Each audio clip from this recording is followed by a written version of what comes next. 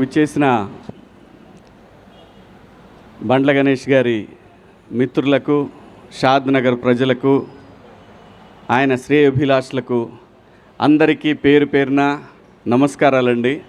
అలాగే టీవీ చూస్తున్న, సోషల్ మీడియాలో చూస్తున్న ప్రజలందరికీ కూడా ఈ పాదయాత్రకు మీ అందరి ఆశీర్వాదం ఉంటుందని ఆశిస్తూ, బండ్ల గణేష్ గారు ఇదే షాద్ నగర్ నుంచి హైదరాబాదులో ఒక చిన్న నటుడిగా మొదలుపెట్టిన ప్రయాణం ఈ రోజున ఒక బ్రాండ్గా, బండ్ల అంటే ఒక బ్రాండ్, బండ్ల అంటే ఒక వ్యక్తి కాదు, బండ్ల గణేష్ అంటే ఒక శక్తి.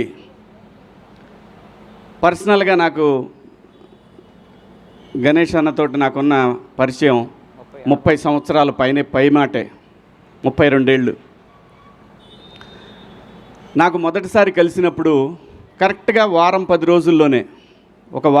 రోజుల్లోనే ఆర్టిస్ట్గా చేస్తున్నప్పుడు నాకు కమ్యూనికేషన్ లేదు.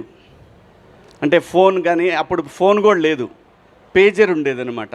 ఎవరన్నా ఫోన్ చేసి ఆర్టిస్ట్గా మాకు కావాలి అని చెప్పడానికి పేజర్ ఉండేది. నేను ఈ మాట ఇప్పుడే కాదు, చాలా సందర్భాల్లో చెప్పుకున్నాను నేను. అది ఈ పరిశ్రమలో నాకు మొదటిసారిగా అవకాశం నాగార్జున గారు ఇస్తే, వైవిఎస్ చౌదరి గారి డైరెక్షన్లో, ఆ తర్వాత మొదటి సినిమాగా మాస్టర్ రిలీజ్ అయితే నాకు ఎవరన్నా సహాయం చేశారు అని అంటే అది గణేష్ అన్న మాత్రమే. ఎందుకంటే నాకు అది ఆ రోజు చాలా ముఖ్యం. మనకి టెలిఫోన్ ట్రంక్ కాల్స్ ఇలాంటివి ఉన్నప్పుడు ఒక ఇంపార్టెంట్ విషయాన్ని చెప్పాలి అన్నప్పుడు గంటలు, రోజులు తరబడి జరిగేది. అలాంటిది ఆ రోజు నా కమ్యూనికేషన్ అనేది, అప్పుడు అది ఎంత కాస్ట్ కూడా తెలుసా మీకు? అది 4,000-5,000 ఉండేది. అది రే శివ ఇది ఉంచుకోరా, ఎందుకంటే రూములకు రెంట్లు కట్టడానికి కూడా డబ్బులు ఉంటాయి కాదు, తనకు తెలుసు. సో అలా మా ఇద్దరి మొదలైన పరిచయం. గణేష్ అన్న ఈరోజు ఇంతవరకు వచ్చాడంటే దీని వెనకాల చాలా చరిత్ర ఉంది. ఎంతమందికి సహాయం చేసి ఉంటాడు, ఎంతమందికి ఆస్తులు కొనిపెట్టుంటాడు, ఎంతమందికి తనకు తెలిసిన ఒక మాట సాయాన్ని వాళ్ళు కోట్ల రూపాయలు సంపాదించుకునే స్టేజ్కి తీసుకెళ్ళగలిగాడు. ఇదంతటి కారణం ఏంటంటే మనకు మనిషికి కావాల్సింది ఒక మంచి మనసు, ఓ మంచి సంకల్పం. వీళ్ళు బాగుండాలి, వీళ్ళు బాగుండాలి, నన్ను నమ్మి వచ్చారంటే వీళ్ళు నాకన్నా బాగుండాలి అనుకునే ఒక మనస్తత్వం బండ్ల గణేష్ అన్నది. అలాగే చంద్రబాబు గారి విషయంలో అసలు పార్టీలతో సంబంధం లేదు. గణేష్ అన్న అందరవాడు. స్వతహాగా తన కాంగ్రెస్ అభిమానం చెప్పి ముందు నుంచి ఆయన చెప్పాడు, అది మనందరం చూసాం. ఇప్పుడు చెప్తాడు, రేపు చెప్తాడు. మాట మార్చే రకం కూడా కాదు. ఒకవేళ తప్పు చేస్తే లేదు లేబ్బాయి పొరపాటు అయిపోయిందని చెప్పే రకం. అది ఎవరికి ఉంటుందంటే ఒక నిజాయితీపరుడికి మాత్రమే అటువంటి లక్షణం ఉంటుంది. తప్పు జరిగినప్పుడు క్షమాపణ చెప్పడం తప్పు కాదు, పొరపాటు జరిగినప్పుడు నేను మన్నించండి అంటాం తప్పు కాదు. అలాంటి ఒక మంచి మనిషి అంటే బండ్ల గణేష్ గారు. ఏదో ఇప్పుడు చంద్రబాబు గారు ఎందుకు అనుకోవాలి అసలు చంద్రబాబు నాయుడు గారి గురించి? ఆయనకి చంద్రబాబు నాయుడు గారు చేసిందే ఉంది, ఏమీ లేదు. కానీ సమాజానికి చేసిన దాన్ని తన గుండెల మీదకి తీసుకొని ఇన్ని కోట్ల మందికి జీవితాలను ఇచ్చిన మహాన్ మనిషి జైల్లో ఉండటం ఏంటనేది ఆయన మనసులో పడింది. ఆ రోజున పడి ఒక ఏదైతే మనకి కృష్ణా గోదావరి నదులు ఒక చిన్న డ్రాప్తోనే మొదలవుతాయి, అలాంటి ఒక డ్రాపు ఒక మహా ఉద్యమంగా మార్చగలిగాడు.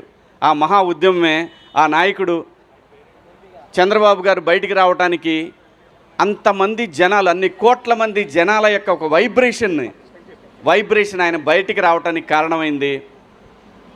ఆ కృతజ్ఞత భగవంతుడికి ఏదైతే తను మాట ఇచ్చాడో, మా నాయకుడు ప్రజల మనిషి బయటికి రావాలని కోరుకున్నాడో, ఆ కోరిక మేరకు ఆ భగవంతుడు కరుణించి ఆ రోజున బాబు గారికి బెయిల్ రావడం, బయటికి రావడం. ఆ తర్వాత ఏం జరిగిందో మీరు అందరూ చూశారు. మరి ఊరికే మాటలంటాం అందరికీ సాధ్యమే, ఎవరైనా అనవచ్చు ఒక మాట. కానీ తన అన్న మాట ప్రకారం ఈ రోజున షాద్ నగర్ నుంచి, అంటే తనకి ఏదైతే తన జీవితం మొదలైన ఈ ప్లేస్ నుంచి వెంకన్న దగ్గరికి మొదలుపెట్టాడు ఈ ప్రయాణం. ఇవాళ తను ఒక 40-50 మందితోటి మొదలు పెడుతున్నాడేమో, కానీ ఇది అక్కడికి వెళ్ళేసరికి ఒక మహాసముద్రంలాగా మారిద్ది. మనందరం చూస్తాం. నేను కూడా వస్తాను నీతో అన్నాడు. నువ్వు కాదబ్బాయి, నువ్వు అక్కడ దాకొద్దు, నువ్వు బయలుదేరే దగ్గర ఉంటే చాలు అని అన్నాడు. ఎందుకంటే ఇది తను చేసేది దేని గురించి? తనకేం లాభం లేదు, దీంట్లో తనకు వచ్చేది లేదు. డైరెక్ట్గా ఇక్కడి నుంచి బస్కి వెళ్ళిపోయి శుభ్రంగా ఏ ఫ్లైట్కి వెళ్ళిపోయి దర్శనం చేసుకొని రావచ్చు. ఈజీ, చాలా ఈజీ. మాట ఇచ్చాడు, భగవంతుడి దగ్గరికి వెళ్ళాడు, దండం పెట్టుకున్నాడు, థ్యాంక్స్ చెప్పాడు, ఇది ఓకే. కానీ అలా కాదు. తను ఏదైతే అనుకున్నాడో అనుకున్న మాటని మాట మీద నిలబడాలి అనేది ఒక సంకల్పం ఏదైతే ఉంటుందో ఆ మనిషి ఇప్పుడు మనం చూస్తున్న ఈ బండ్ల గణేష్ గారు ఇంకా ఎక్కడో చూస్తాం, మనం ఇంకా వేరే లెవెల్లో చూస్తాం. ఏ మనిషికైనా అంతేనండి, నాట్ ఓన్లీ బండ్ల గణేష్ గారు, ఎవరైనా సరే ఇక్కడ నిజాయితీ ఉండాలి. ఇక్కడ నిజాయితీ ఉంటే నేచర్ మనతో వస్తుంది, సమాజం మనతో వస్తుంది.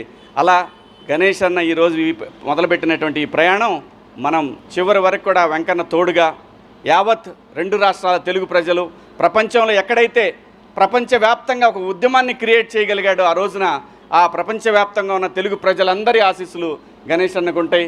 మా అందరి అభిమానంతో ఆయన ఎటువంటి అడ్డంకులు లేకుండా స్వామివారి దగ్గరికి ప్రయాణిస్తాడు.